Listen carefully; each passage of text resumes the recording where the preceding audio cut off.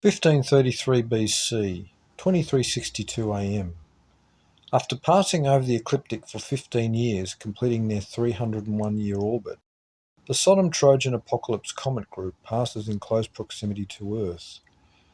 A comet is seen brilliantly in the heavens by the Chinese and Egyptians.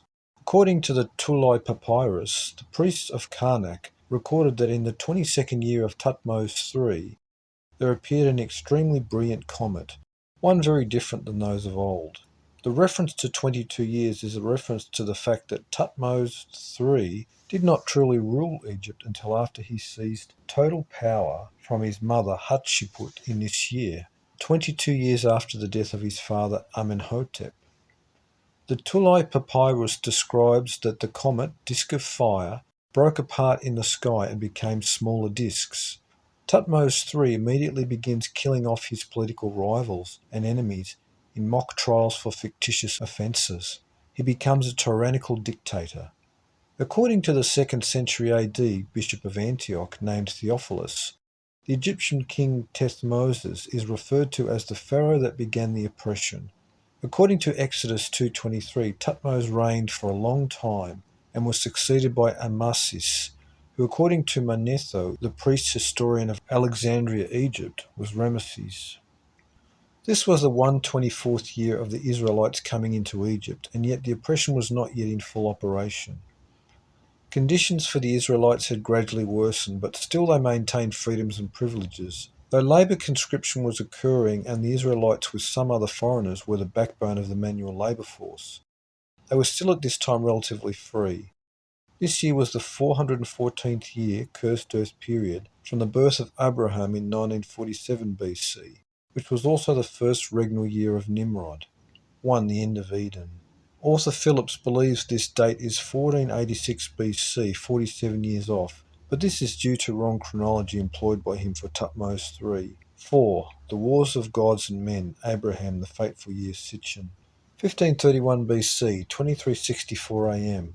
The Amorite-founded Hyksos dynasty ends after 204 years, 2448 months over Lower Egypt. Paralleling the year 2448 Annus Mundi, 1447 BC, when the Israelites flee Egypt in the Exodus.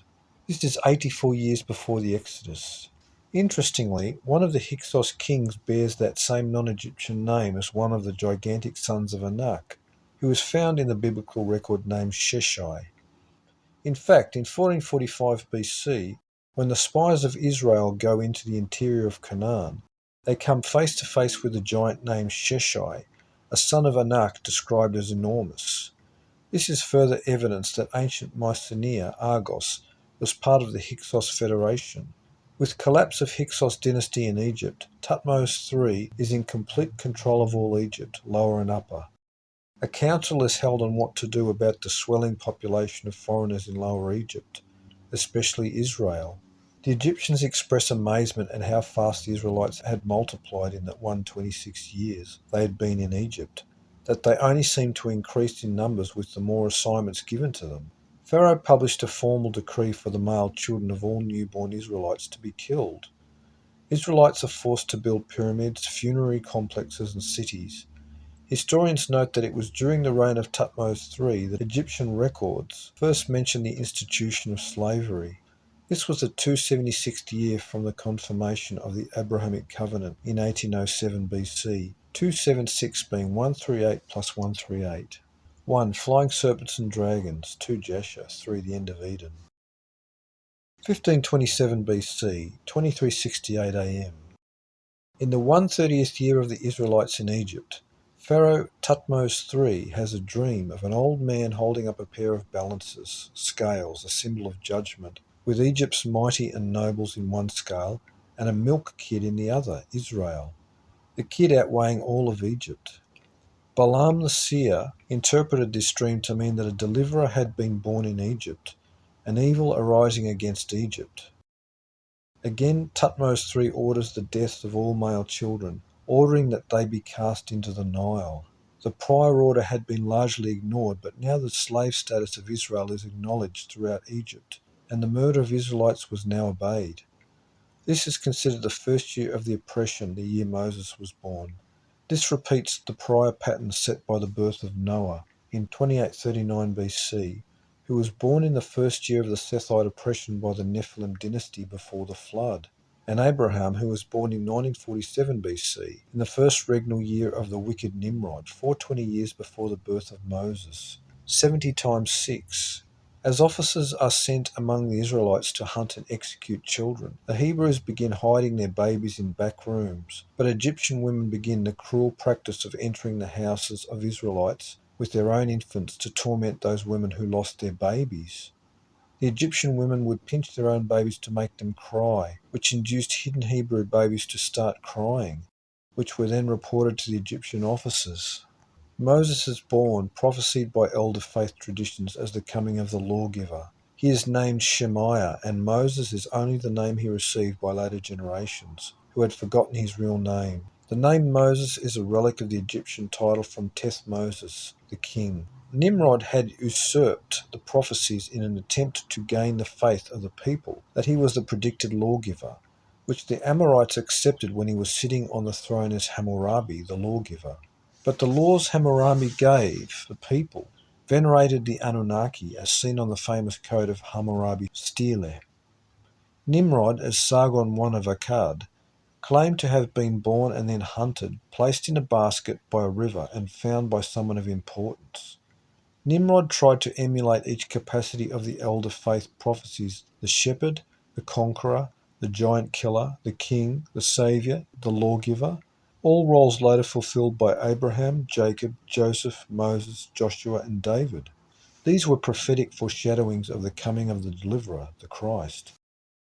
Manetho of Alexandria wrote that Moses received a priestly education at Memphis, and that he was rescued from the Nile by the daughter of Pharaoh, raised in a royal court, and in his life he became famous for his military exploits. According to Augustine, at the birth of Moses, the fifth king was then ruling Argos, named Croesus. The dominant people in the Peloponnese was now the Argives. This year was 260 years, 52 times 5, since the birth of Jacob in 1787 BC, and 350 years, 70 times 5, from the institution of the Abraham Covenant in 1877 BC. 280 years, 70 times 4, since it was confirmed in 1807 BC. 1 Jasher. 4 Origin and Evolution of Religion. 6 Augustine, Book 18, City of God. 1515 BC, 2380 AM. Thutmose III, using Israelite slave labour, had the Sphinx excavated at Giza, which was made in 2905 BC by the Sethites, the ancestors of the Israelites who built the Great Pyramid complex, that was completed in 2815 BC, exactly 1300 years earlier. The Sphinx was partially buried, and Thutmose III had a stele placed between the paws of the Sphinx, which reads that the temple area of the Sphinx had been built in the first time of the domain of Set. Set is an Egyptian memory of Seth or Sethites. Thutmose III also erected at the city of Memphis 4 colossal pillars that would one day be placed on ships and carried to the empires descended from the very Israelites that erected them in Egypt. One would be placed on the Thames River in England, and the other in New York City of the United States, these two latter-day empires being the 13th tribe of Israel, the tribe of adoption. The seal of Israel would forever be the Great Pyramid, United States, and the Sphinx, Great Britain's old seal. This was the 432nd year since the birth of Abraham in 1947 BC, and the 720th year from the curse of Ham, which includes Egypt, made in 2235 BC. 1513 BC, 2382 AM.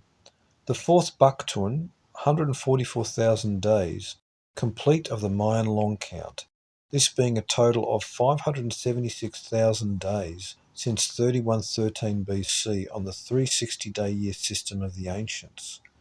Amazingly, this is the 144th year that Israel was living in Egypt since 1657 BC.